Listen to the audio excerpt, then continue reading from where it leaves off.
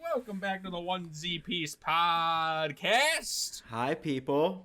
I'm the one in the penguin costume. I'm the one in the shark costume. I'm the one that reads the manga. I watched the anime. Yeah, that's good enough. That's all they need to know. That's all they need to know. I hate anime. It. You hate anime? I hate anime. I've never seen One Piece before. I'm going in blind. Mm-hmm. Perfect. Wade here in the penguin costume is a well-seasoned One Piece person. And One Piece person. It's on my Is resume. that what they're called? Yeah. Is that what fans of One Piece are called? One Piece people? I believe that's the technical term. Yes, One Piece person. Well, anyway, we go through the show. I give my thoughts on why it's dumb, and he tells me how I'm wrong. Yeah. So, for the most part, sometimes I agree with you. And sometimes I don't think it's that dumb. And sometimes I think it's really stupid. It's true. How's it going? Today, yeah. Today we're going over the Arlong arc. Arlong Park. And it is, might I say, it is our longest arc we've covered so far. That was sad. But did you plan that beforehand or just off the top of your head? Off the top of my head. I'm impressed. Thanks. I am super excited for this one. When I first came to you and said, me and Estevan here made an agreement, which I am still upholding my end of the bargain, but we made an agreement that I've upheld my end of the bargain twice by now. The agreement was I would watch Avatar because I've never seen The Last Airbender. He would watch the first 50 episodes of One Piece, up to the end of the Arlong arc. And I said that if you could still say it was a shitty series, even after making it through the Arlong arc, I would accept it. Well, long story short, we decided to make a podcast, and now you're doing all 900 episodes or whatever. Yep, and you're still working through your first viewing of Avatar: The Last Airbender. I am more than halfway. I'm working on it. As it turns out, the podcast is a lot of work. It's been a year. It hasn't been a year. It's been like 4 months. Feels like it. It's been a year in 2020 time.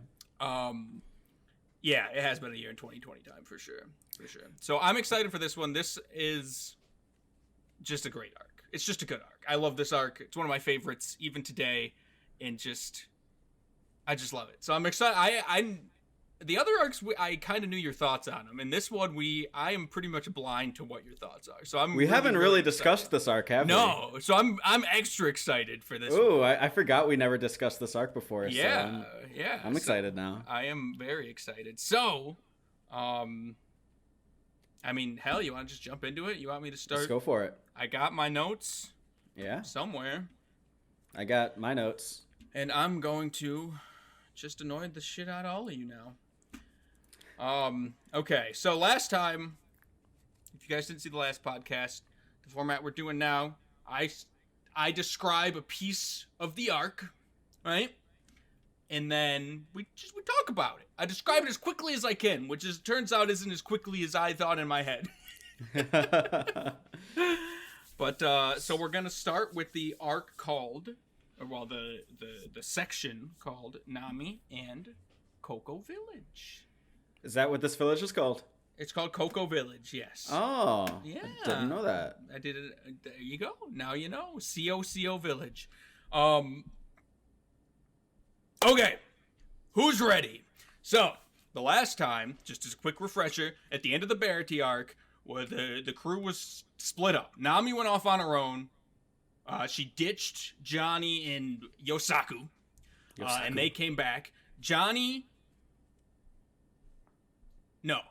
Usopp and Zoro left on their own. Yosaku came back with Luffy and Sanji.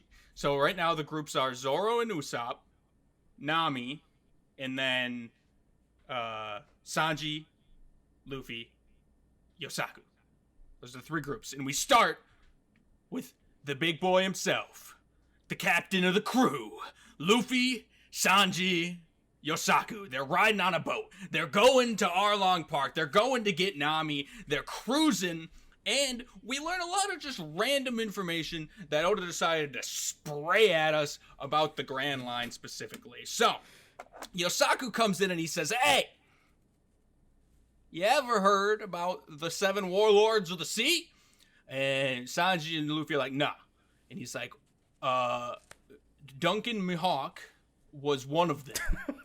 And so you got Duncan Mihawk is one of the 7 warlords of the sea, which we saw last arc. And he says there's a second one, and his name is Jinbei of the Fishman Pirates. The island we're going to, that Nami is at, is controlled by a fishman named Arlong. He used to be a part of the Fishman Pirates, but the Fishman Pirates split up because Jinbei wanted to become a warlord of the sea. And so him becoming one of the 7 warlords of the sea is why they split up and why Arlong got here in the first place. So he tells him that, and Sanji is all like, that's pretty cool. I heard about, I don't know, fucking Fishman Island. Oh, also, Yosaku says the 7 warlords are one of the 3 powers of the Grand Line. He doesn't say what the other 2 are. It's up in the air. But as it stands right now, we know 2 of the 7 warlords. We know that there are 3 powers within the Grand Line, and we learned about an island called Fishman Island where all fishmen come from. That's pretty much the gist of what this whole conversation was. Just Oda throwing Grand Line shit at us. Cut to Arlong, who is a gigantic shark man. He's sitting on his throne, and his name is Sawtooth Arlong, because you gotta have a nickname, right? And it's just him chilling in his humble abode, talking to the Navy. And the Navy seems to be up to no good. They've come to an agreement of some kind. We don't know what it means or what they're doing together. Or maybe we do and I just forgot. It doesn't matter. Regardless, it doesn't matter. There's an octopus man, and he says, jump in my pot. And so the Navy all jump into his pot, which is floating on the ocean, and the octopus grabs the pot from the bottom and skittles away and takes the Navy boys back out to their ship. Right? Cut to Nami. She's in front of Arlong Park, in front of the gates of Arlong Park where we just saw that scene. And there's a little boy holding a knife. And the little boy says, let me in. I'm going to kill Arlong. He killed my father. I'm going to stab him until he dies. So Nami punches him in the face. The kid falls to the ground, and Nami says, test your luck somewhere else, kid. Arlong will kill you. And then she throws some money on his beaten body and says, get out of here. And she opens the door and says, Arlong, I'm back.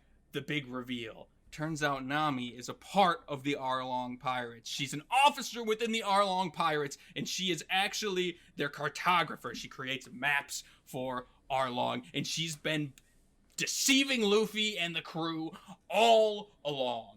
Cut to Usopp, Zoro, and Johnny. They're coming in. They're on their own boat, and they're coming in hot into Arlong Park, whatever the island is, right? They're coming up to a village, and they look to the left, and they say, there's fishmen!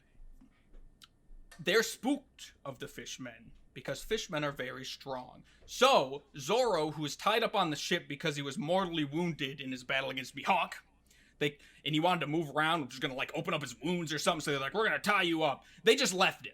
They dive off the ship and start swimming to land, or something. Maybe they take a boat. I don't know. They leave Zoro for dead. They're like, this fishman is going to kill Zoro, and I don't much care. So they book it the hell out of there.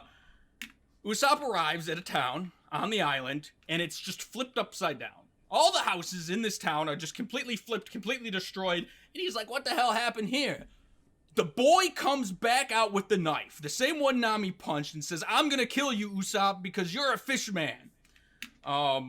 I don't know why he thinks Usopp is a fishman. Anyway, girl named Nojiko comes out, says, stop that little boy, he's not a fishman. Turns out Nojiko is Nami's sister. Alright? And she tells Usopp that Nami is a witch. Cut to Zoro!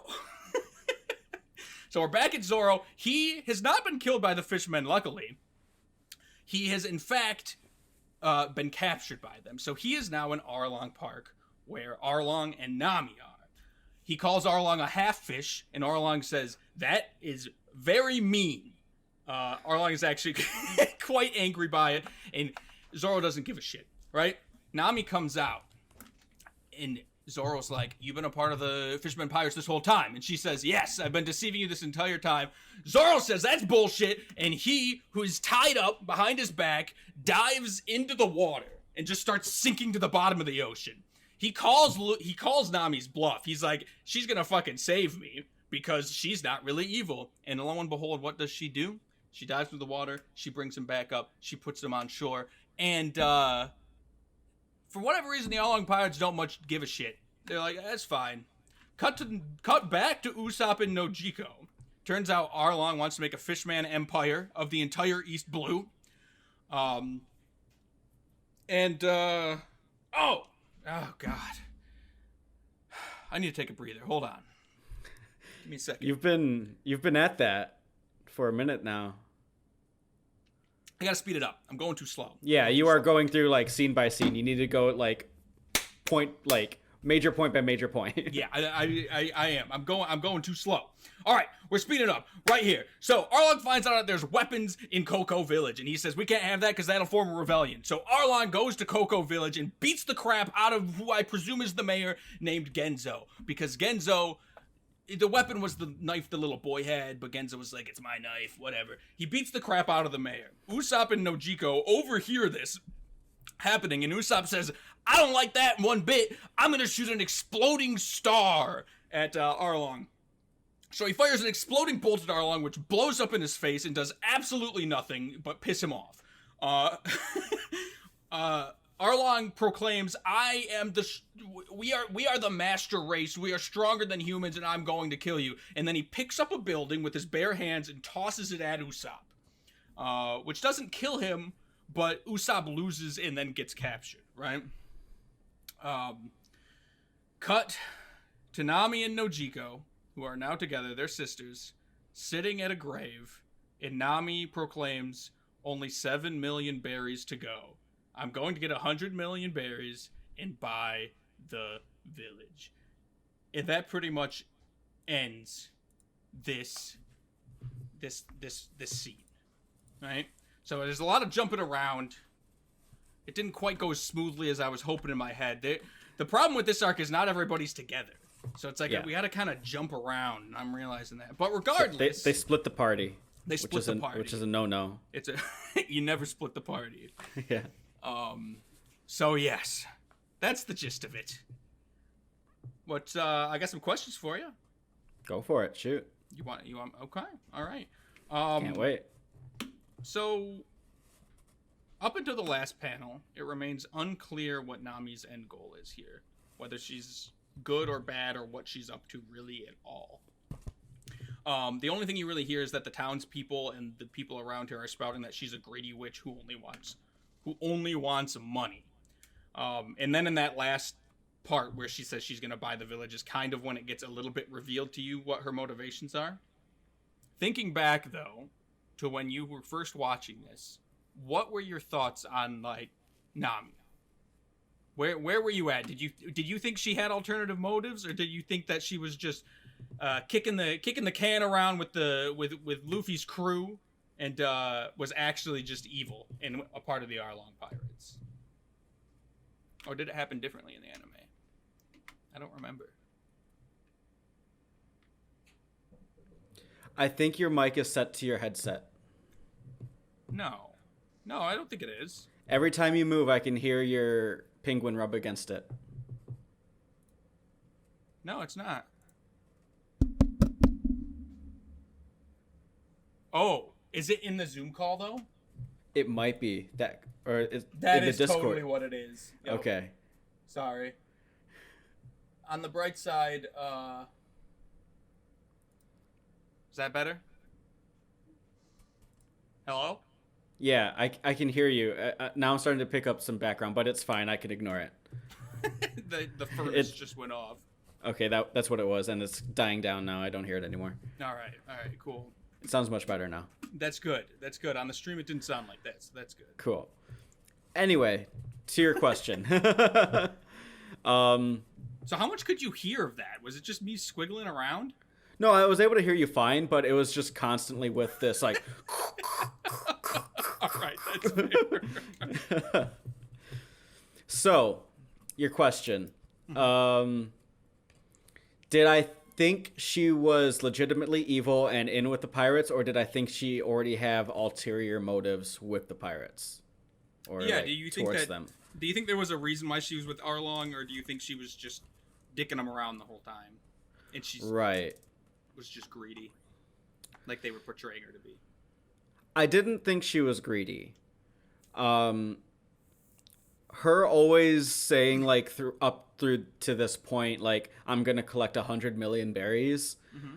Like I kind of figured that was like there's a 50% That's chance that either that is a significant like number for her for a reason, Mm-hmm.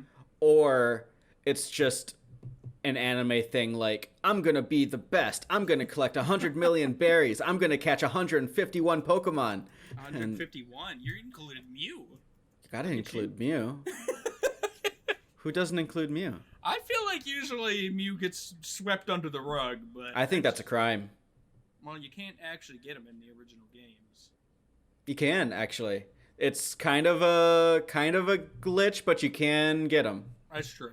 That's true. It's in Cerulean when you walk up Yeah. and down. You're right. Yeah. I have done that before. It's Yeah. kind of crazy you can do that. And he's OP for like a early Pokemon. Yeah, it's too bad you couldn't get him legit. Poor Mew. Yeah. But regardless. Yes. Anyway. I figured it was a 50-50 chance either that's a significant number for her for a reason, or it was just some and like big number to, I don't know, like it doesn't matter. She could like retire with that amount and like go about her something way like that. Some arbitrary number that the author decided on. So when this arc starts out and you start seeing her like reveal relationships with these Arlong pirates and this village and all that, it kind of like started to lean towards like this is a significant number for a reason, whatever that reason may be.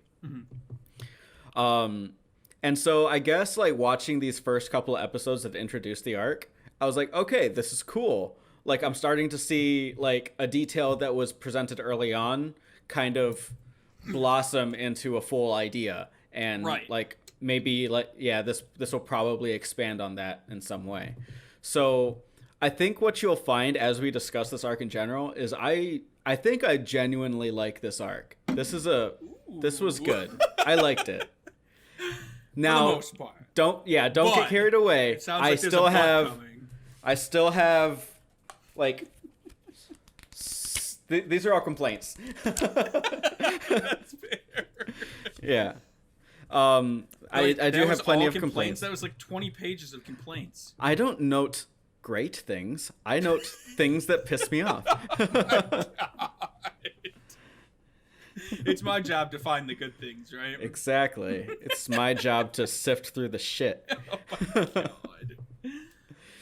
Oh my god. But yeah, like I was really enjoying like these relationships between the pirates and the village starting to like develop in the narrative, and I was really excited to see where that went. For sure. Cool. Just for the record here, I'm gonna go. I got 4 questions. I'll go through them all, and then I'll throw it over to you for any additional notes you want to just throw in about the. Sounds good. We learned a few things about the Grand Line, as I mentioned. 7 warlords. We now know 2 of the 7. The Fishman Pirates and Fishman Island, as well as 2 other unknown powers. In the last arc, Don Krieg talked about the Grand Line a little bit. We saw Duncan Mahawk came out, and he was from the Grand Line, etc., etc. How do you feel about Oda just kind of sprinkling in these Grand Line tidbits? He doesn't make like a grandiose. He doesn't make like a scene. Well, even the Mihawk one wasn't really like that much of a scene. That was more of a Zoro Mihawk thing. Yeah. But he just kind of sprinkles them in, and then moves on. Yeah. What do you think about that? So there's a couple sides to this. On the one hand, like you could sprinkle these details in like as much as you want up to when you start entering the Grand Line, just to guarantee you have like content to dip into if you ever want to expand the story. Mm-hmm. So like it makes me wonder how much of this is like meaningful like content to the narrative of Luffy finding the One Piece and all that versus just stuff to make the story longer, just filler, just arbitrary stuff for them to do while they collect the royalties and paychecks of this thing they're putting on. But then on the other hand, I much prefer it, and I like it when they sprinkle those details in early on. So we're still relatively like early in, we're still in season 1, and they're putting in these details, and I think I know I like it much better this way as opposed to like, we're in the Grand Line, we just beat the 7th warlord. Oh, there's another power that we have to do? Right. So that's what Dragon Ball Z did, and that pissed me off. For sure. Yeah, so I much prefer, I enjoy that we're getting these details, and all I can hope right now is that they're like meaningful to the character's growth, like later on. Yeah. Okay. That's fair. Cool. First impressions of Arlong. So in this bit, we got to know a little bit about him. We got to know he was a Sharky boy, just like you. He's one of your people. I may be biased. We learned he was a Sharky boy. We learned he had a little bit of a Hitler, like, master race mentality to him. Yeah. And thought he's talked in a few different spots about how basically he feels fishmen are a superior race to human beings. Yes. One last thing I want to say about the Grand Line thing we were just talking about. Yeah, totally. In the anime, whoever it is on the boat doesn't go into anything beyond the 7 warlords. He doesn't even mention the 2 other powers.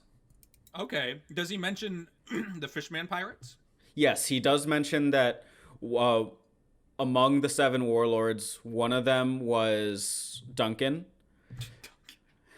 Yes. and another one was Fishman, of which these guys are a part of. Yeah, Jimbei the Fishman. He never says Jimbei. Oh, he never says Jimbei. He just says Duncan and Fishman in general. Here we go. That's okay. That's fair. Yep. Looking at these panels. Jimbei, the leader of the Fishman Pirates. Yeah.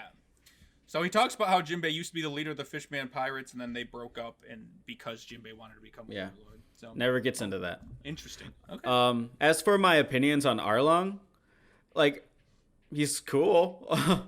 I have opinions on him, don't worry. But if I'm looking at him through the perspective of just like these first couple episodes that we just covered, it's interesting because like we haven't really hit major themes of the arc yet, and so our first major theme that in the arc that we're hitting is this idea of elitism and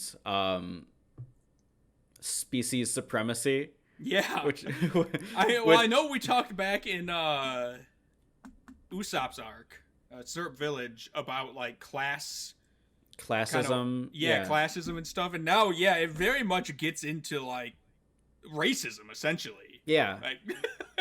It's like oh, is this arc going to be an allegory for like racism? That's pretty cool. Yeah. So yeah, like first being introduced to Arlong, I'm excited. This guy's an interesting villain. Like he might introduce some interesting narratives to the story. That opinion is subject to change in the next couple episodes. I'm excited to hear about that.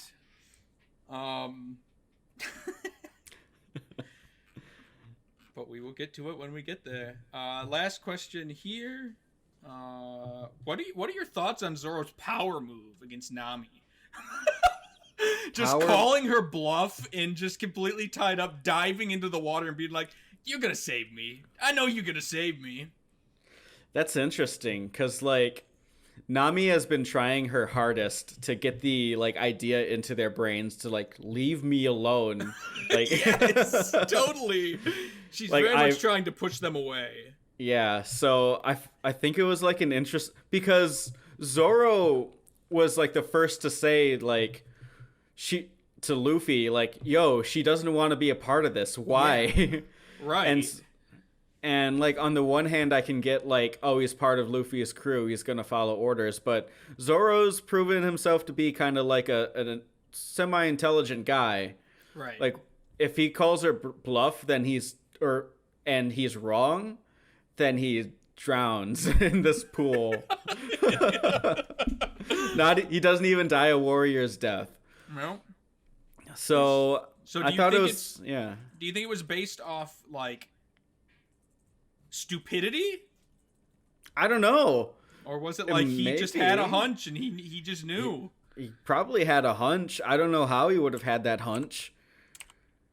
Because it's not like you see too much like relationship growth between Nami and the rest of the crew.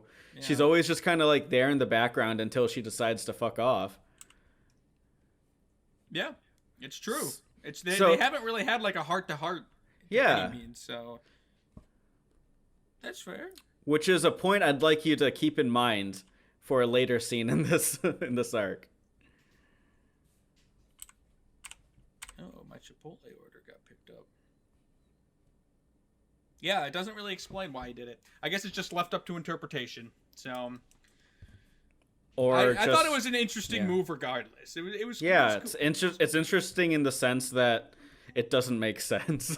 Yes. I agree. And if he hadn't been the first in the last arc to like be like, just ditch your ass. Yeah. Let's just ditch your ass, Luffy. Then it might make a little more sense. But he very much was just like, let's just leave her, man. Yeah. So it doesn't necessarily line up. But it was cool nonetheless. Yeah, I guess. The real confusing part to me about that was she saves him. And the Arlong pirates just don't give a fuck. Yeah. Like, she is obviously, like... It's obvious to the Arlong pirates, and it should be obvious at the very least, that she doesn't like them. That she is literally just doing a job and cannot wait to get out at the first moment she gets. Right. And so when she constantly, like... tiptoes around having to do terrible things to her fellow crewmates right in front of the pirates. Yes. And they're all just like, yeah, this is fine. She's totally not gonna betray us. Or do they just not care? They could just not care, because there could be that angle that like, oh, even if she does try anything, she's just a human. Right. Exactly. So, I mean, that is definitely the vibe I get from Arlong, at least. Yeah, it's definitely the vibe. The vibe I get from everyone else is just that they're stupid. Yeah, and they are kind of portrayed as stupid. Yeah. And at one point, I think Nami even says, like, at least my brain works to, like, Arlong or something. Like, she implies that fishmen are... dumb. Yeah. Essentially. They're strong and dumb. Yeah. But Arlong doesn't really come off as dumb. The others do, but Arlong definitely has some intelligence to him. Yeah, he's definitely manipulative. I think that's where his kind of like intelligence shines through the most, is the way he manipulates Nami and the villagers and all that. For sure. Definitely. Yeah. Definitely. Like he knows how to get into people's heads. Yeah, he does, and he knows how to control. He knows how to control people around him. Exactly, yeah. Which are interesting, like, cool characteristics in a villain. What's not a cool and interesting characteristic in a villain is dumb. Is dumb? Is dumb. I'm not intimidated by big fish people if they're just dumb. Well, it kind of has like an ogre vibe to it. Well, I mean, they're smarter than ogres, but like you'd still be intimidated by an ogre. Yeah, but like an ogre isn't like this villain. An ogre is just kind of like an obstacle to. Yeah, that's true. Yeah. I guess that's probably why they made Arlong smarter, though. Yeah, it's got to be. Because, like, I'm not... Like, yeah.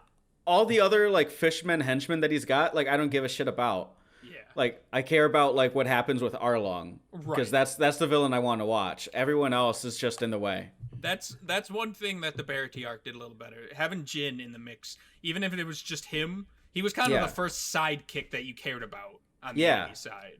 Exactly. So I can agree with that for sure. All right, that's it for my questions. You got any additional notes you want to throw out there? Yeah, watching this, like, right from the get-go, whoever was with, like, Team Luffy at the beginning said, oh, you've never heard of the Shark Pirates and Arlong? And my first immediate thought was introducing a new character. We're about to get 5 minutes of explanation on everything that this guy is. And then that's exactly what happens. With Arlong? With Arlong, yeah. Not just Arlong, but like the fish people in general. Gotcha. And then someone says, I think Arlong says this, like he's got influence over 20 towns across the East Blue. And when I started to think about like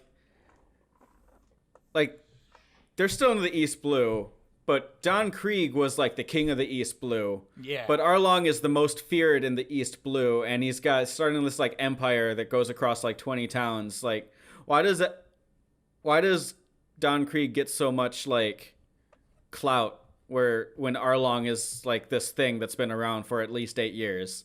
Right.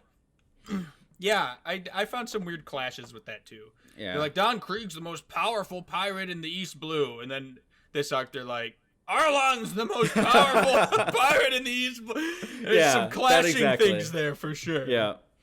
I just want to point out Lips Guy. It's one of his henchmen. Oh yeah, Lips Guy. Let's see if I got Lips Guy anywhere here. You gotta keep talking. Oh, freaking Lips Guy. Oh, maybe you don't. Man, he would have shown up by now. Anyway, it's just this blue man with. He looks like he just like bit into a lemon. His lips are so puckered. And I don't know. I can't find him. He's the worst. They go out like 3 inches from his face. It's terrible. Yeah. When Nami beats that kid, she doesn't just punch him. She brings out her bow staff, which I've noticed that she keeps like concealed in her cleavage. She does, doesn't she? She reaches into her cleavage, pulls out this bow staff, and whacks the kid. I call it the cleave stick. Maybe it wasn't. No, she does hit him with the stick. Yep. You're totally right. With her cleave stick. Even with the cleave stick. Even here, it's kind of hard to tell, but she does. She hits him in the face with the stick. Yep. And then other thoughts like, why is Zoro being so reckless right now? Zoro, yeah. Like, he is still recovering from his wounds with Duncan. And, like, he's just calling bluffs, like, just charging pirates. Like, he does get captured, but, like, he's not being, like, intelligent about it. He's, like, kind of egging them on. And, like, he's playing his cards very, like, recklessly, in my opinion. But, Zoro don't give a fuck. He doesn't. I just want to throw out some respect to Usopp for that explodey pellet to Arlong's face. That did absolutely nothing. It saved the kid. He was like, Arlong was about to kill like. Oh, that is true. I forgot about that. The mayor. The mayor. Yeah, he was straight up about to kill someone, and Usopp just comes in with that like, nope, you focus on me now. Don't kill him. I was surprised. I don't remember Usopp doing that baller move, but I'll give that cool. to Usopp. I'll hand it out, when it's necessary. That was good job, Usopp. You did it. You got captured immediately following, but hey, it worked. Hey, you saved that dude's life. Yeah. Here I wrote down Arlong talks too much and undermines his own authority, because like he kind of exists in a pretty cool sphere on its own. Like, he's a cool big old sharky fish man. He's kind of like Don Creek in that he exudes kind of this authority. You can tell that like there's strength underneath like everything. Like, he looks strong, but you can tell there's a lot of strength inside of him as well. But then he just ruins it all by talking. Like, and not in the sense that like it's like part of his characteristic. It's just that he just talks, and he's trying to build himself up for the viewer, not necessarily for like whoever he's talking to. Like, as a viewer, they're trying to present you information to build him up as well, but through his own voice, it's just like kind of undermines everything that he is already. I don't care that he is like constantly like he would die before he breaks a deal that concerns money, which he says like 10 times. He does say he says it a lot in the manga too. Yeah.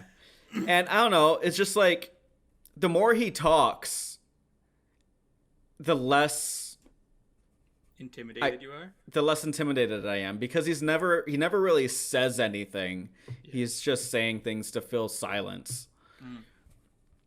And then episode 132 ends with Nami releasing Zoro from captivity, and everyone's gone because they went to the village, right? Leaving Zoro to kill everyone in Arlong Park that isn't in the village. Pretty much, yeah. Which I thought was pretty cool. That's actually exactly where my next point begins. Where the next bit begins. This might be a good leeway, unless you got a couple other things. No, my notes end here with Zoro carries with that kill count. All right. All right, I'm gonna speed it up. I'm gonna go quick. I'm not gonna waste anybody's time. We have 20 minutes left. Yeah, we might go over a little. I want to at least get through the backstory.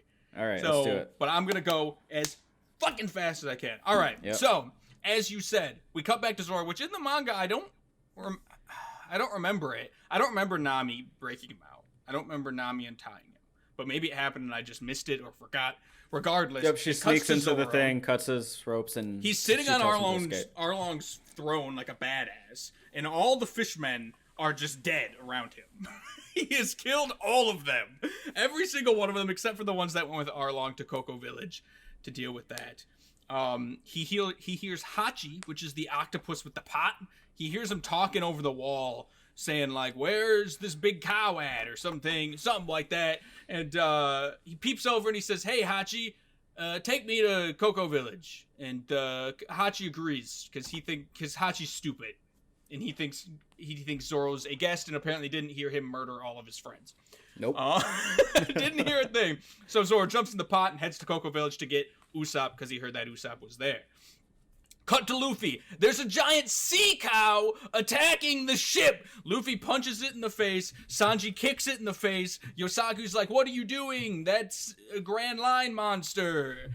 I don't even know how it's here." Anyway, I think Luffy punches it again. They tame it, and then it starts riding them to the island like a horse. They just tie it to the boat and like shoot off like a speedboat.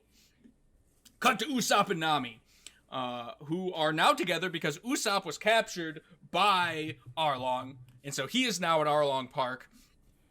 And Usopp's like, "I hate you, Nami. Luffy trusted you." Like some real Star Wars shit going on, right? To which one of the fishmen replies that, "Why is he saying this shit, Nami? I think you're lying to us, and I think you're gonna betray us." So Nami promptly punches Usopp in the face to prove that she is in fact still on Arlong's side. Usopp takes this opportunity to shoot out a smoke bomb, because for whatever reason they didn't tie him up. Shoot out a smoke bomb and say, "This is the perfect time for me to escape." So he shoots out a smoke bomb and he's getting ready to run. Nami says, "Oh, I see right through your bullshit," sprints through the smoke and stabs Usopp in the gut.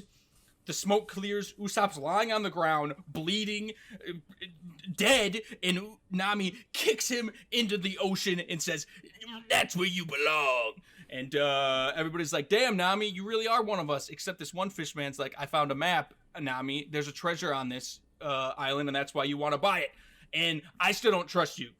Arlong's like, I don't really give a fuck regardless. Give her back the map. Cut to the Navy. Some new Navy. They're like, we're going to attack Arlong because we're the Navy and he's a pirate. Bad mistake. They didn't hear that Arlong had a deal with the Navy, and Arlong sends out his fishmen to attack the Navy. They make a whirlpool in the water and kill him.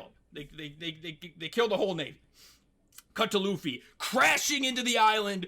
They're going so fast the cow couldn't control them.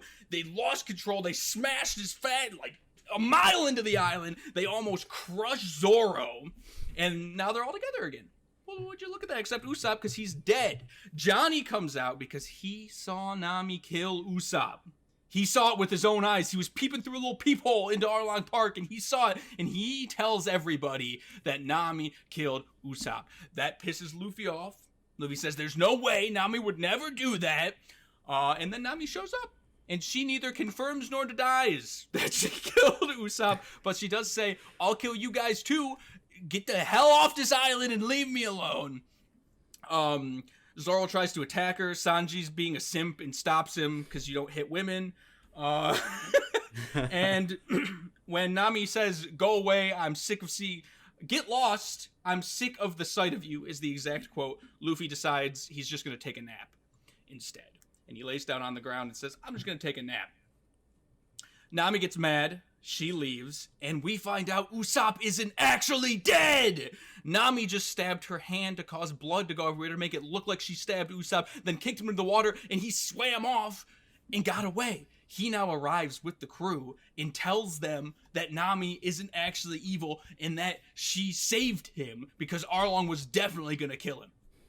Then Nojiko shows up, and she's like, you don't know nothing about Nami. I'm gonna tell you everything about who Nami is and why she is the way she is. Whole backstory coming up.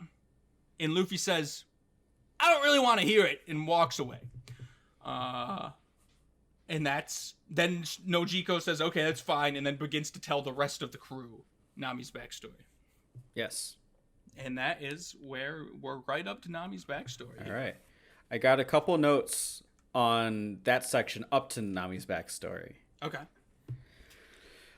There's a scene where the fish people are chasing Usopp before he gets captured, and he's like audibly narrating every move he makes.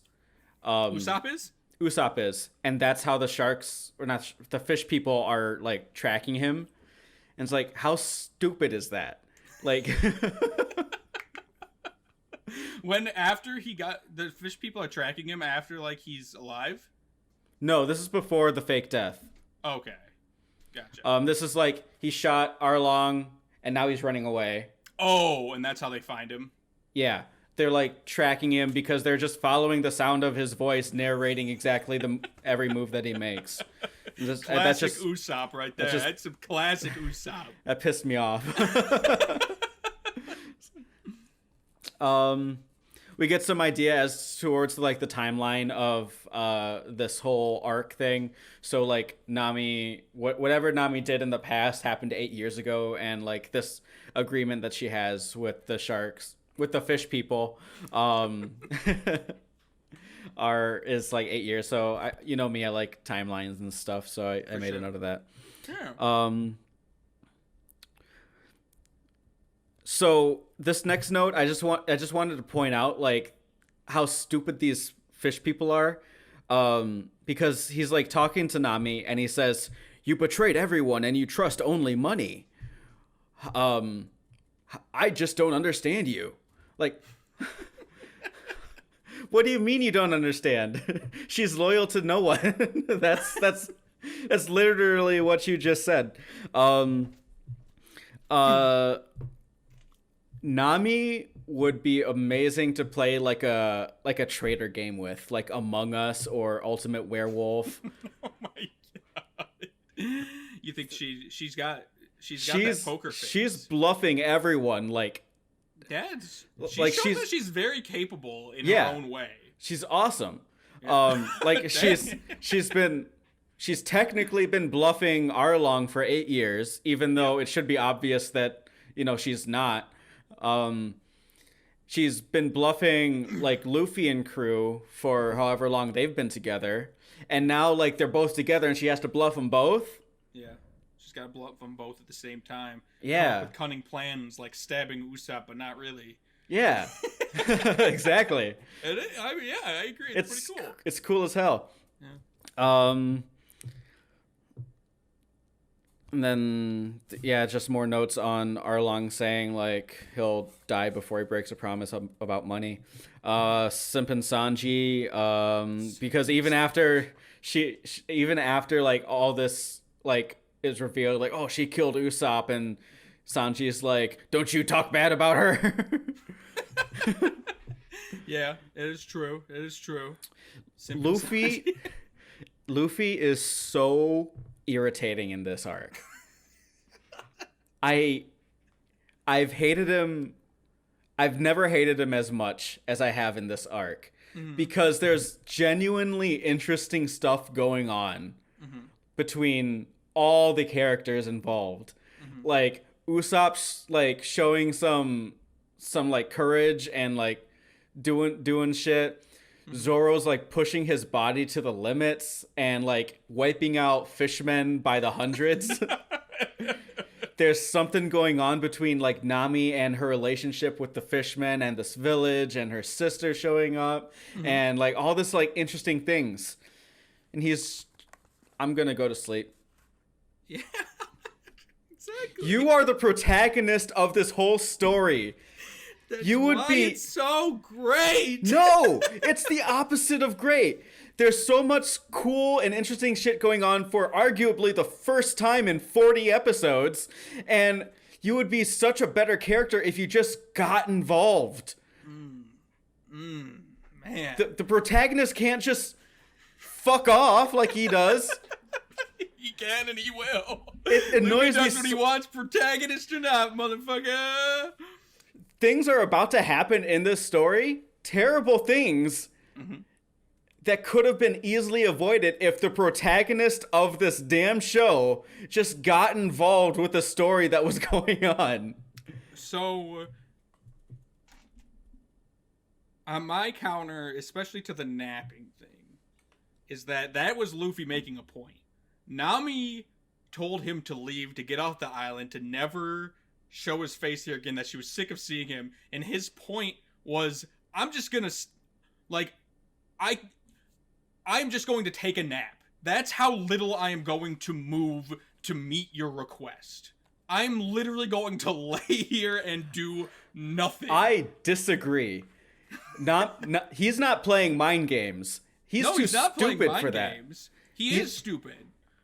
Nami's telling him to leave, and Luffy's just like, Luffy doesn't want to leave. No, Luffy's just like, I'm not going to get involved. Just come to me when you're ready. Well, essentially,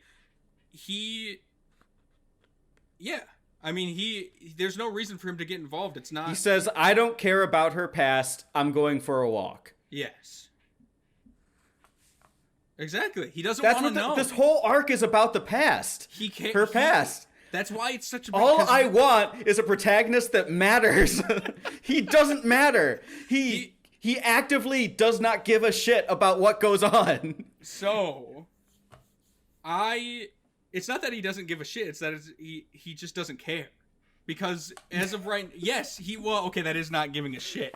But the thing is that, like, he's not going to take action if Nami doesn't want him to. Nami has not shown that she wants him to do anything. And so he is meeting that request by saying, like, he knows that she's conflicted. He can tell that she is going through something, but he, like, doesn't want to get involved until she knows what she wants. That's my take on it. And he doesn't want to know about her past because he doesn't care. He likes Nami for who she is. He doesn't need to know anything more about her. I think that's giving Luffy too much credit. Here's my other take on this is that I think Luffy is being in his weird own Luffy way. All right, hear me out. He is being a great captain because right now this is kind of the first inner turmoil that we've had within the crew. We've got people pointing fingers and saying this person betrayed this person and she killed him and blah blah blah. And Luffy remains a stone, resolute, yes, stupid because he is dumb. He is a dumb character. But if Zoro was, let's say, the main character, the crew would have split up. He would have left Nami. And so, like, all these inner conflicts, the only thing holding them all together right now is Luffy's stupid stubbornness. Otherwise, this crew would have been split up by now. And we would have all gone our separate ways. And so, being the captain that he is holding the crew together by doing what he's doing. Here's my rebuttal to that. You don't need to be dumb to play that role in a group dynamic. You don't need to be, but he is a dumb... By being dumb, I care about him less. Because I don't want to see my protagonist being like this stupid imbecile, just sort of stumbling by and things just work out for them. I think back to like The Walking Dead and Rick Grimes playing that same role in the group dynamics he's involved with. Like, those groups are constantly at ends with not only each other, but external conflicts as well. Mm-hmm. And he succeeds in playing that resolute stone that keeps groups together while also being an interesting character that engages with that shit going on around him. Yeah. I mean, so you would rather Luffy be Rick Grimes? Yes. I want to see Rick Grimes pirate this ship. I'm going to be honest. Rick Grimes is a pretty... He's a pretty cookie cutter guy. He's a pretty cookie cutter protagonist at the end of the day. See, I personally like that Luffy, like, you're right. He is not a protagonist. He is not your typical protagonist by any means. And yet, to me, it works. Like, I've seen the guy that says the great speeches that keep everybody together and talks about how resolute he is and how everybody needs to stay together and be powerful and have great willpower. I've seen that in 100 different animes, in 100 different shows. Luffy, on the other hand, I have never seen a protagonist like Luffy before. And I respect it. I respect what Oda is trying to do with Luffy. He knows who Luffy is, aside from the last arc. Fuck the last arc. And I think Luffy stays true to his character, which is an idiot. He's not smart. Luffy is never portrayed as smart. But he still brings people together. And he keeps people together. And he does care. He just, has a weird way of showing it. I don't think he cares. I think we're going to disagree on this to the very end. Yeah, let's just move on. Yeah, Luffy infuriates me is my note here. At some point, when the Navy arrives, they shoot a cannon right into Arlong Park, and yes. Arlong captures it with his teeth and crushes it. Damn it, I forgot to mention that. Yeah. Yes, he grabs it with his chompers. Yeah. And he just crushes it. The immediate reaction from his crew is shock and awe. They say, he crunched a cannonball. What terrifying jaws and teeth. Mm-hmm. And I would assume at this point, with 8 years of being his crew, this wouldn't shock them. I have a hard time believing this is the first time that's happened. Yeah. I don't know. That's pretty specific. A cannonball gets fired directly at him, and he chomps it with his teeth. By now, it's a pretty specific situation. But by now, I feel like he should have. He's probably has shown the strength of his teeth by now. That is true. When Zoro and Sanji are fighting over whether Nami is evil or not, Zoro calls her a small fry, and Sanji's immediate response to that is, small? What did you say about her chest? And then they attack each other. And I thought that was translation thing. I thought that was super cringe. Yeah, Smallwood. He calls her. No, I get Zoro it. calls her a I small get what fry, they were and doing. Sanji's like, "What did you Yeah. say about her chest?" Something Yeah. along those lines. Yeah, that is cringe. Yeah. We're done. Yeah. Okay. All right, so I'm gonna call it 6:30. I think an hour and a half is a good time to hit. 2 hours is too long, but 90 Yes. minutes seems reasonable to me. That's as long fair. As you're good with that. Let's just get through this. This is the backstory. We'll talk about the backstory. We'll do some fan questions. Hopefully, we have time to do a couple, and we'll be gone. We'll be gone. All Sounds right. good to me. So, Nojiko comes out. Luffy walks away, says, I don't want to hear the backstory of Nami. Nojiko says, all right, well, I'm going to tell it to the rest of the crew and you, the viewer. Me? You. So, cut to Nami 8 years ago. She is 11, I believe. I believe that's her age. She's either 10 or 11. Actually, I think she's 10. Doesn't matter. She's up to no good. She's stealing shit left and right. She's taking books. And Genzo, the mayor, who Arlong almost killed earlier and Usopp saved, much younger, much less covered in scars, is not happy about it. He says, Nami, you can't be stealing shit. So he takes Nami to a girl named Bellamere, who we find out is Nami's foster mother. And they get along. Genzo essentially says, you gotta tame this beast, Bellamere, and she says, all right, I'll give her a good talking to. And Bellamere says, you can't steal, Nami. And Nojiko says, if I was stealing, I wouldn't have got caught. And Bellamere says, we don't steal here. You find out that they're very poor. Bellamere sells tangerines, and the tangerine business on this island is not booming. It is dry, and nobody apparently wants tangerines of any kind because the fields are filled with them, but they're not making any damn money. They got so many tangerines. There's so many tangerines. Maybe everybody already has all the tangerines. And so these are just the leftovers. To diversify their crop. The point is they're poor. We also find out Nami loves to draw maps, a la the cartographer. And she wants to map the entire world, or entire East Blue. I think in the entire world. Yeah, she wants specifically. I'm gonna map the entire world someday. Which seems sure. Yeah, she's a kid. It's a big world. That's Anakin Skywalker saying, "I'm gonna see them all. I'm gonna see all the stars." Yeah, every last one of them. Yeah, it's a little more reasonable than that. Yeah, they're kids. Exactly. Yeah. Let them dream. Nami and Nojiko get into a fight because that's what sisters do. And Nami retaliates and says, why do I even care? We're not even real sisters. To which Bellamere turns around and slaps the shit out of Nami, just right across the face, and says, how dare you?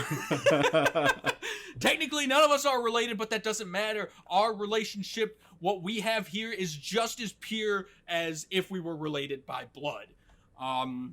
Nami says, I hate this place. I wish we weren't poor. And she says, I wish someone more rich adopted me. Yeah, I wish the rich, exactly. I wish rich people adopted me. Bellamere says, well, go find some rich parents then instead. And Nami storms out. Yep. Nojiko's like, the fuck, Mom? Why did you do that to your child? And Bellamere's like, you're right. That was pretty childish of me. I'm sorry. Can you go get Nami? I'm going to cook dinner. And we'll have a nice dinner later tonight. And we'll all make up. And it'll be great. Cut to Nami and Genzo. Nami has ran to the town with the mayor who was yelling at her for stealing. And he tells Nami, he's like, you and Bellamere are pretty simple. Bellamere grew up on this island. When she was younger, she was a troublemaker just like you. She would steal and do all that. And nobody would have guessed that she would grow up into the soldier that she was. She joined the Marines.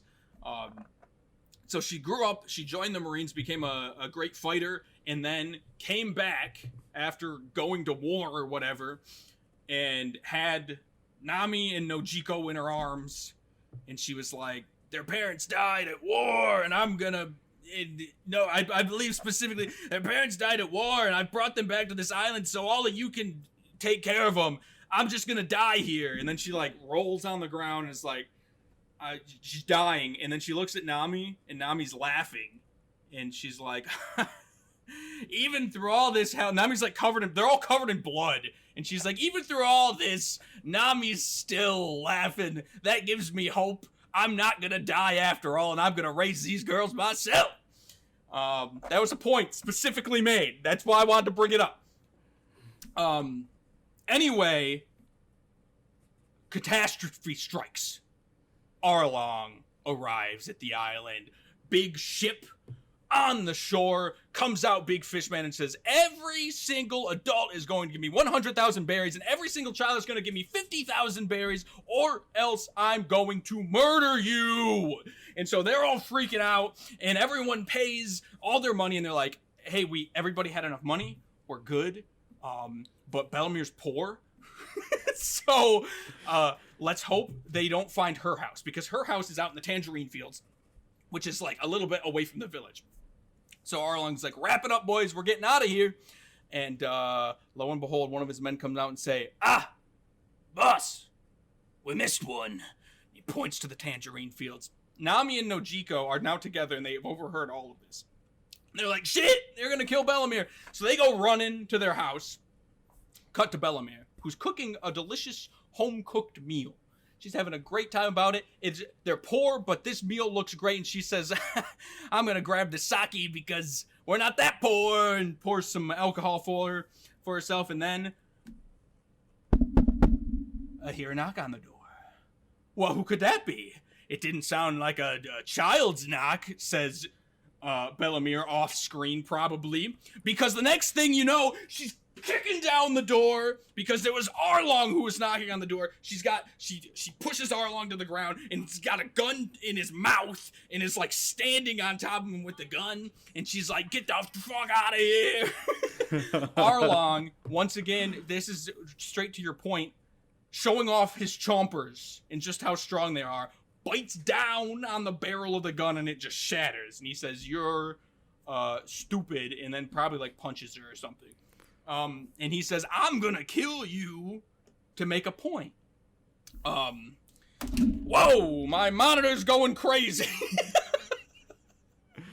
I'm gonna kill you to make a point. Nami and Nojiko are running up to the house when one of the townspeople stops them. And they say, stop. Bellamere has 100,000 berries, which is enough for her, but not enough for you two. So you two need to fucking leave and never come back ever again before they find out that you exist. Do it for Bellamere, and everybody's crying, and it's a whole mess.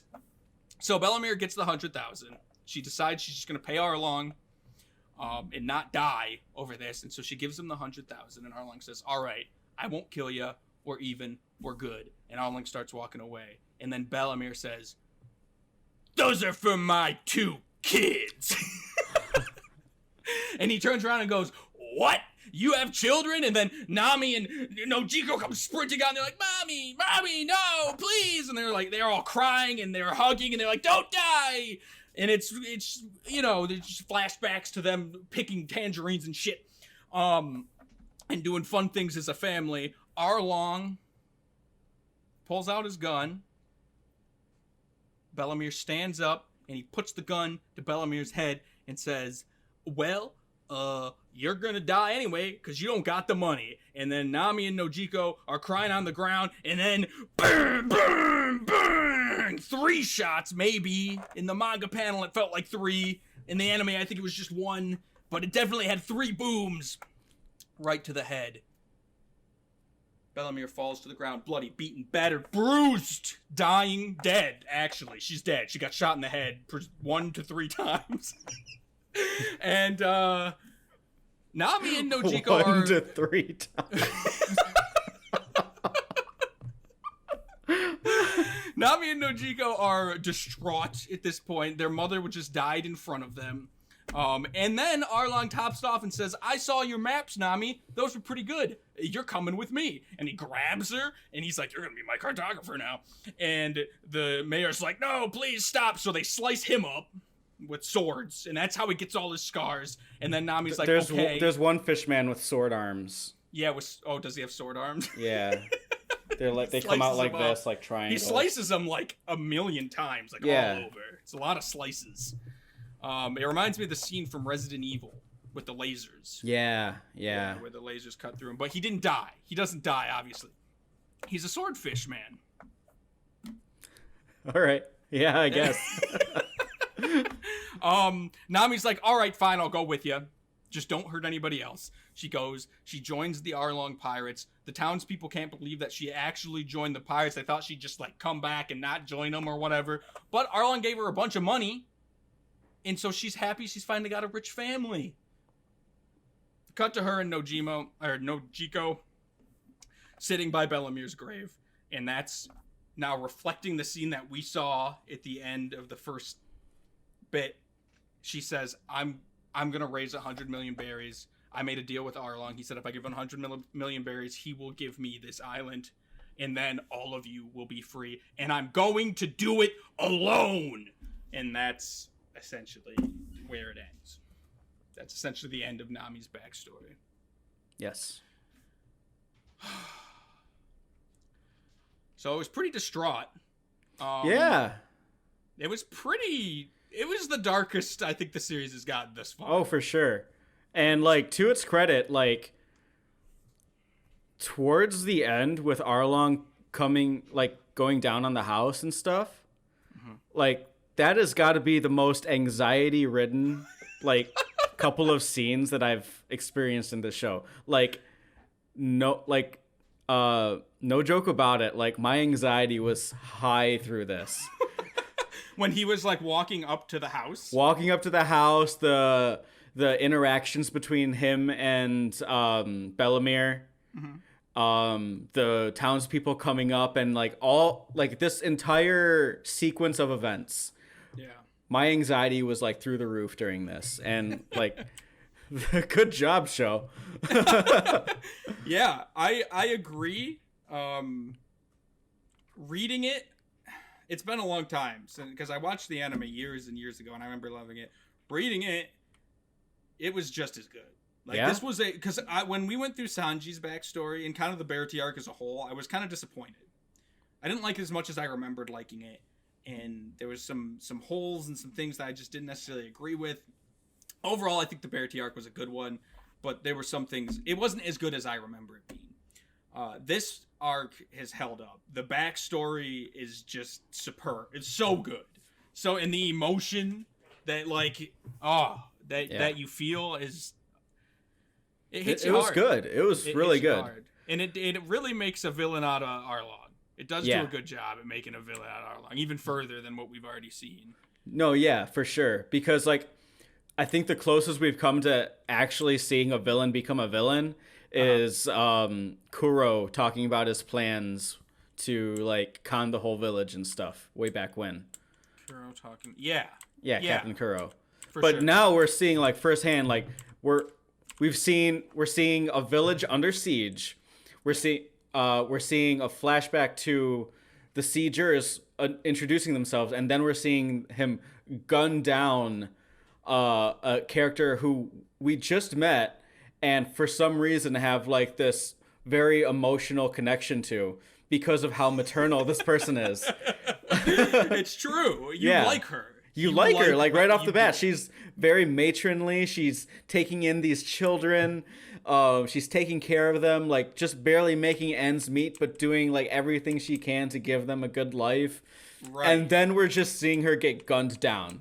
Yeah, just shot straight in the head. I mean, it's pretty horrific. It's intense. This panel in particular, I don't know why I liked this little panel. So Nami gets caught stealing, and what Gino, whatever the hell his name is bringing her to Bellamere, and Bellamere, the mayor guy, just kind of comes out angry, and then she just like smiles at Nami. Yeah. and says hello Nami, and she says hello Bellamere, and it just like Yeah, like it doesn't matter like that she's in trouble or everything. She's just happy. They're just happy to see each other. They love each other. Yeah. And they're both smiling about it, and he's yelling. I loved that little panel. It summed it up so very in a weird way. But on top of that, she's also like a fighter. You know, she's she's strong. She's just not fishman strong. She joined the Navy at a very young age and came back to tell about it. So it is too bad that that's all you get. Yeah. Yeah. You know, that's it. She's dead, just like real life. Yeah. That's all you get. There are some really cool details in this flashback that I wanted to point out. I don't know if they're in the book at all, but there's this one scene where it pans across the village, and you see these wanted dead or alive posters for Krieg and Buggy. Oh, yeah. That's cool. I like that. And it's not Don Krieg, it's just Krieg. Oh, it says just Krieg, huh? Yeah, and they don't look... Okay. Krieg, he doesn't look like himself. He's got like this long hair. He looks young and everything. That's pretty neat. So that's even cooler. It's kind of like, there's some weird dialogue, as always. Like when she first finds Nami and Nojiko. Is that her name? Mm-hmm. I think so. Nojiko. Yeah. She says, I'm going to raise these girls who can't... So I'm going to raise these girls who won't lose to the era we live in. I just felt that was a pretty unnatural, like, line of dialogue, but whatever. It is weird. And then, I don't know, it kind of gets really campy in areas, like, there's this one villager so right before Arlong attacks the village, there's that interaction between Nami and the mayor guy, and where he convinces her, no, Belmere really loves you, and, blood of the covenant is thicker than water of the womb kind of shit. Like, and she's like all happy to go back, like, oh, she's cooking supper for us, like, oh, this is gonna be great, and Nojiko and Nami are running back. Oh, like moments before the Arlong attack, there's this one villager who says, "We won't feel happy until we see that family of 3 happy, right, guys?" And he turns to the village, and everyone's like, "Oh yeah, yeah." And like, I mean, the moment's already made. You don't need to pile that piece of really campy, cringy dialogue on top of that. I could agree. And it's just, I feel like that really illustrates a lot of like the rest of the dialogue that's made throughout the show. That's just like very obvious. Like this doesn't need to be said. Like, and then as for like the second half of the flashback with Arlong attacking Belmere's house is like the second episode of this 2-episode flashback. Okay. And I only have one note for this last episode because it's otherwise done very good. It ends. What's the one? The one note is that it ends with this mayor guy screaming at a 10-year-old girl to never set foot in this town again. He's angry. He's really angry. The pirates and betrayed them all. I just thought that was really funny. This 10-year-old. That's fair. But this is something we have talked about, and I want to make sure we talk about it now too, is the value of a berry. Oh yeah, we did, this is the one thing we discussed from this arc. Yeah. So when I might have a counter to it, but lay it on me. Lay us on the problem with the value of the berry. So Arlong descends on the village. He says, all adults are going to give me 100,000 berries a month, and all children are going to give me 50,000 berries a month. Right. They go through, there's like this flash cut forward, and he's asking one of his crewmates, how much have we collected? And he says, just over 25 million, it looks like. Yes. So I did some math. 25 million a month for a year is 100 million a year, right? Yep. Yep. Sure. Oh, no. 25 million a month, that's 300 million a year. Okay. Yeah. Over the course of the next 8 years, Yep. from then until now, he has made 2.4 billion berries off of this village. He's a rich motherfucker. On that day, 8 years ago, he made an agreement to sell this village for 100 million berries. Yes. This village that has accrued 2.4 billion in revenue. Yes. He made an agreement to sell for 100 million. Now, there's a couple points there. Yep. One being that's a weird number to place to like a sell price for something that's generating so much money. That it almost like it throws so much confusion into the actual value of a berry. Second point being, he could have been giving this child a arbitrary number that he thinks the child will never achieve. And so like, oh yeah, I'll sell it to you. Like this is his manipulation coming into play.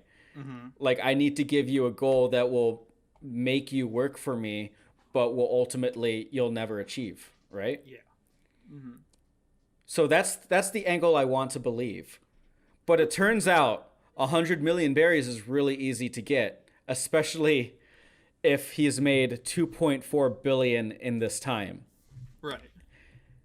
The town, had there been communication between Nami and the town, they could have bought themselves free, hypothetically. What? Within a year? So, my counterpoint to that, because yes, that is accurate. I got two things here. The first one is that I think, yes, one, it was an arbitrary number, especially probably to like a child, 100 million. Yeah. Nice, even. It was a girl. manipulative tactic right there. And I don't think he never expected her to hit it, because obviously it's only been 8 years and she's almost there. Right. I think he just never intended to actually go through with the deal. For sure. That's what I believe as well, which throws into question, why did anyone think it was feasible that he would? That's like going up to someone and them telling you, "I'll sell you my car, my new Ferrari, for $10 if you work for me." Well, the thing that's said over and over again is Arlong's always truthful about money. Yeah, which that is just thrown into your face over and over again to a point where, like, instantly I don't believe it. Yeah, I agree. I agree with that. But the thing is, I think that's probably accurate. I think it's kind of like a deal with the devil kind of situation, where like you ask for one thing but you get another. I think had she gotten the 100 million berries and given it to him, he would have given her the village, but there would have been a twist. Or he had always planned on stopping it before it got to that point, so that he didn't have to say like, I didn't just not do it, like, which is what we know what happened. So I think that was always his plan. Yeah. I don't know if he ever planned on killing her. I don't know what the situation was, but I think he had a plan that was going to stop her from ever even getting to that number. Right. To your point about the villagers working together to potentially do it. One, we don't know how much they make every month. That could, because they still have to pay Arlong. If they don't pay him for 1 month, they all die. So they can't just siphon their funds because they still have to pay him. Right. Right. So you got that. But even if we say they did the excess funds to get her there a little bit quicker than the 8 years, if Arlong ever found out they were doing that, he would have killed them all. And so there's a risk to doing that. And so if he ever found out he would kill Nami, he'd kill them all because they're trying to basically swindle him. Yeah. So I think without a doubt, proven what he's done already, he would just destroy the village and kill them all. My response to that would be, we've seen by now that they're really good at working together, like suspiciously so for just a random village out in the middle of nowhere.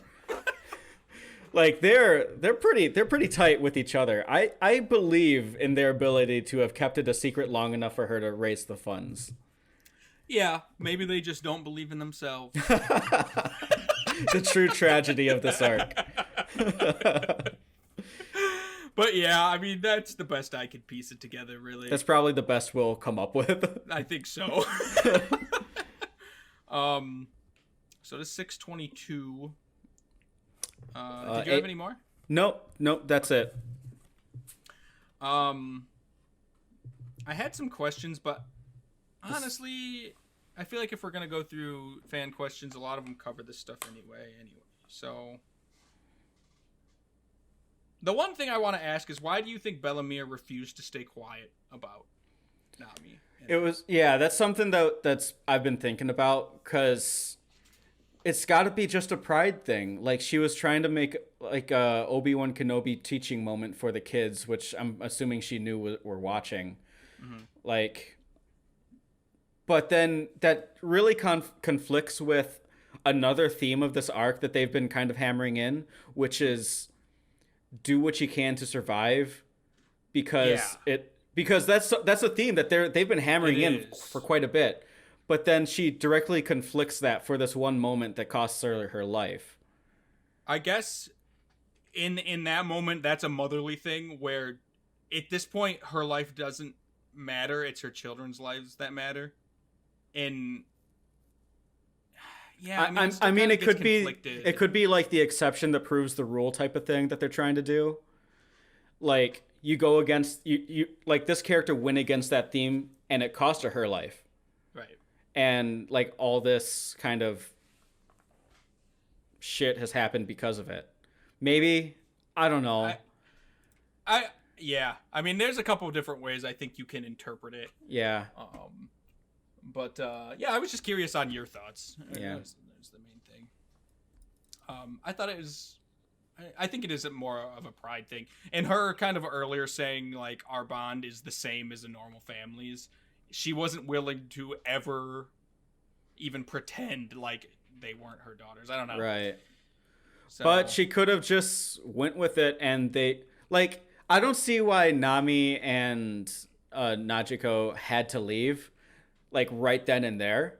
Like, they could have, like, they were doing a decent job hiding. They could have waited till the pirates got away, or like went away. All of them could have left together. Yeah. Or at least come up with a plan. There's probably another family in that village who could have covered them if they just pretended to be someone else's kids. I know, and I was thinking that too. It was like, could you guys really not bring your money together to come up with 100,000 berries? Yeah. To just save her life? I don't know. But it is what it is, I guess. It is what it is. On to the fan questions. We'll cruise right through these. Although Dig did give a whole bunch. Our One Piece expert in the chat giving us a whole fuckload of questions. I love his questions. They're good questions. They're very in depth. They're better. They're better than my questions. But first, let's start with somebody who isn't Dig. Your boy Smizzle. Ooh. Smizzle, which is a great name, by the way. I love it. I love the name Smizzle. How do you feel about each arc? Every villain kind of becoming less and less cartoonish. So you start off with, like, Buggy. Yeah. Straight cartoon. I am on board. I have not. Yeah, like, I've said it from the beginning. Like, if this show took itself seriously, then I think it'd be so much better. At least I would enjoy it more. The whole, like, subverting expectations of, like, seeing cartoony people doing bad and, like, serious things. I don't give a shit about. I want to see serious people do serious things. I don't give a shit about that. Rick Grimes. I want to see Rick Grimes pilot this ship. I would watch that spinoff. Yeah. He just becomes a pirate for a couple of years. and like this whole arc was really giving me like flashbacks to like watching the whole Negan arc in Walking Dead, which also was like super anxiety, which is partially why I stopped watching the show, was because the Negan arc was intense. It was too much anxiety. Like I need to take care of my mental health more than watch this show. So that's just like that. That's something. Yeah. That's some pretty high praise, to be honest with you. Yeah, that whole like something terrible is about to happen and there's nothing I can do to stop this. Right. But watch. Yeah. It's the worst feeling. Your stomach just drops. Because like obviously in present day we know Bellomere's dead. Yeah, like she's they not were around. at her grave at one point. Exactly. I mean, maybe you didn't put it together, but regardless, it was pretty obvious. It was just how. Like this guy. That was the question. This guy is out to do some terrible things, and I have to just watch. Yeah. Yeah. Yeah. It's pretty horrible. It's pretty horrible. It's a good arc. It's a good arc. All right, into the dig questions. 2 minutes left. All right. Question about Dig should like rank his questions, be like, I want to make sure they get to this one specifically. I would love that, because we might not be able to get through all of these. I would love for you to rank them in order. He did at least organize them to hit what we hit on this podcast, so I appreciate that, Dig. Well, we actually didn't hit that one yet.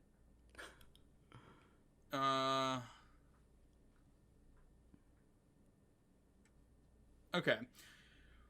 They're long questions too. That's why it's taking me a bit to read them.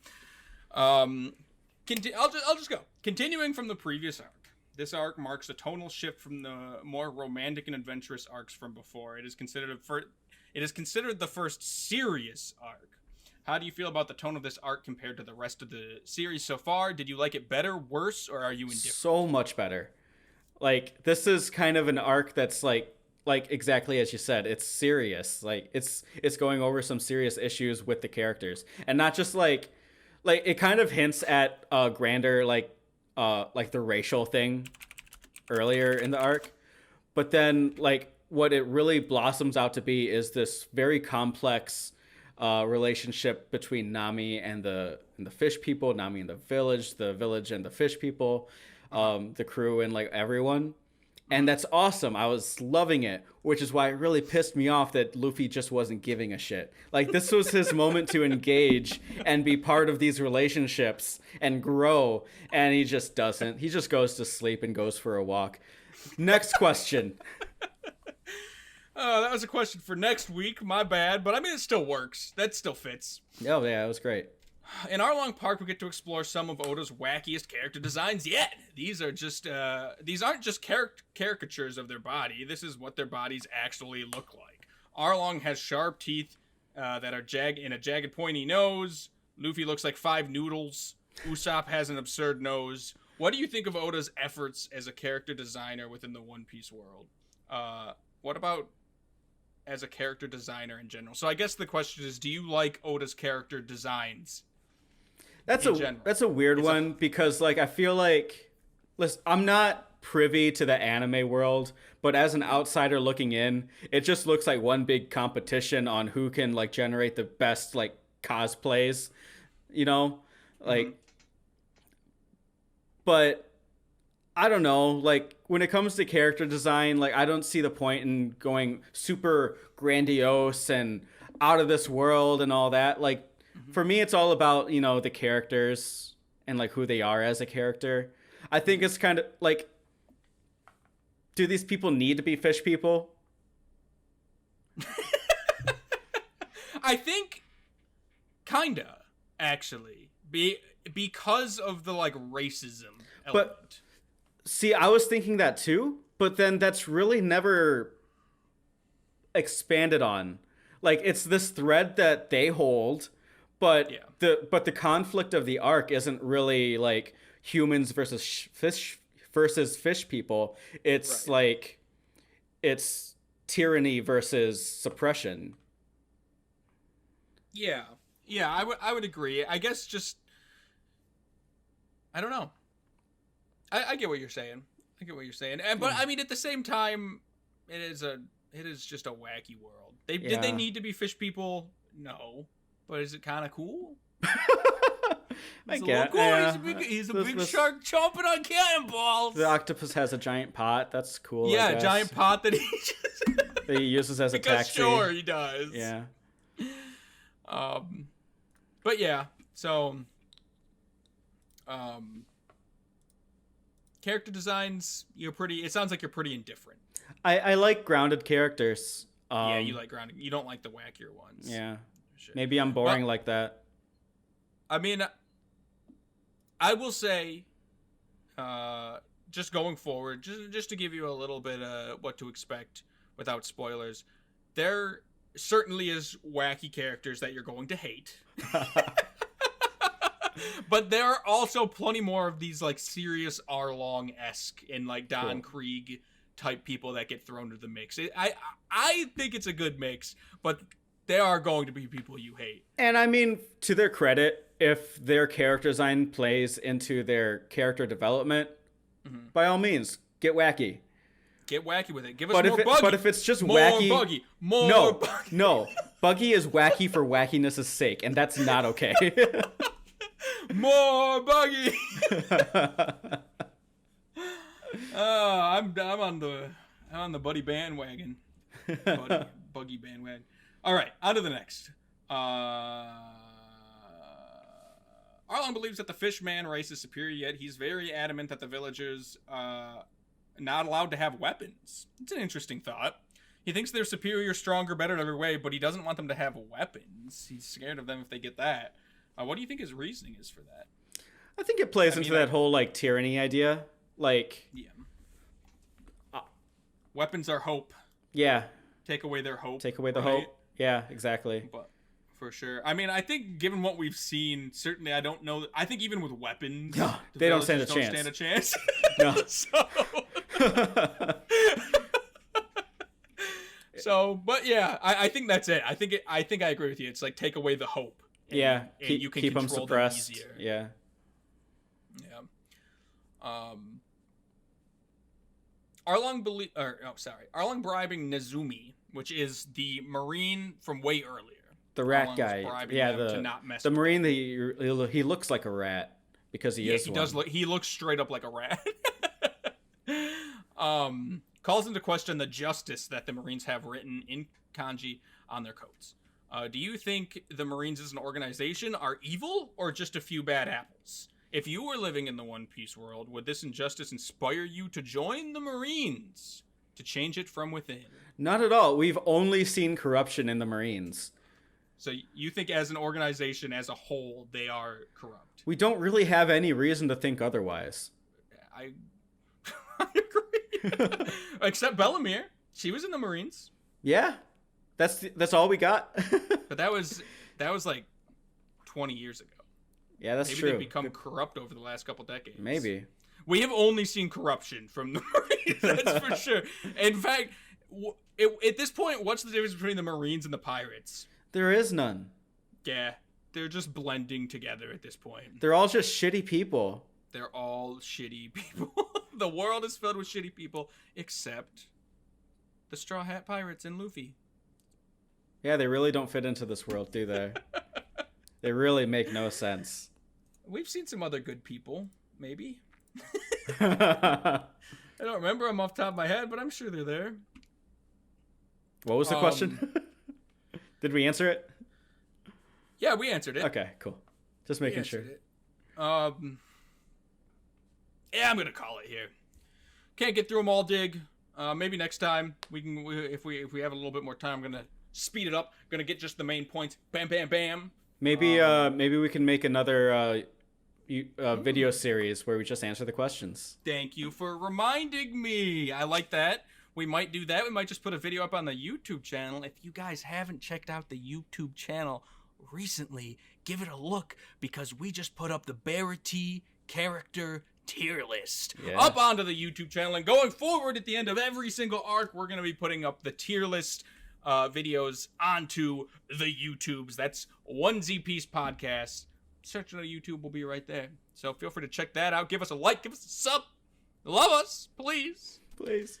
And yeah, I like the idea of having like a fan question thing. If we can't fit it into the podcast, we'll try to get it in the podcast, but if not, we can always do it there. Yeah. Because that's just more elaborate discussion. So, which despite everything, I do enjoy discussing this with you, my friend. I enjoy it too. I kind of wish we just had all the time in the world. It's true. Because I honestly could sit here and just like talk about this shit. And I could shit on this all day. But unfortunately, we have lives and things to do, and it's a long time to go. Yeah. 2 hours is long. It is. 2 hours is long. So let's. And I'm getting hungry already. Me too.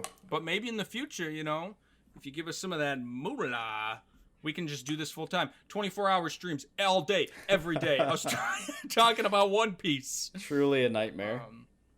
That would be purgatory, I think.